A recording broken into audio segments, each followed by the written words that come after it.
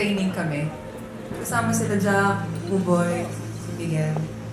And yun yung bagong ginawa. Kaya yung rappelling nga. So that's what's new for me. Ako, since ito nga yung isa pinaka-una kong hard action, nagkaroon ako ng training din with the RV sa Tarlac naman kami na nag-overnight ako. Kasama ko si Chesko nun eh. So, kailangan ko kasi kailangan ko mas maintindihan pa kung paano mahawak ng barrel since first time ko. Dahil yung Batang Riles, drama action siya eh. So, yun, kailangan ko ng training. And yung rappelling din, first time ko yun, sobrang nakakaba. Pero dahil very supportive yung prod natin, sila Miss Ali, sila Miss Joy.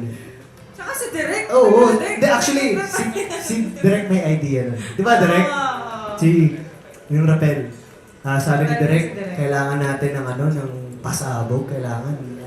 Pagbukas ng show natin, ito agad yung makikita nila. Ito yung kailangan nilang abangan pa sa mga susunod na week. So, nag-rappelling kami sa buong GMA7 na building. Tapos yun nga, sinasabi nga, grateful ako sa pro dahil sobrang supportive nila.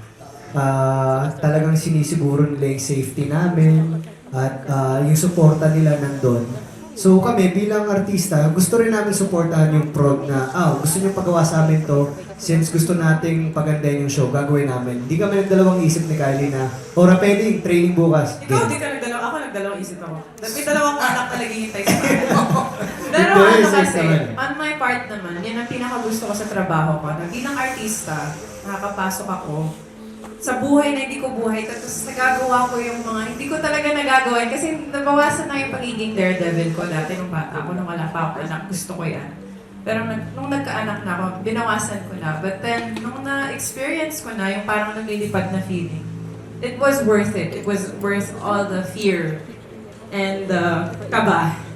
Worth it talaga. So, worth it para mapaganda yung show namin.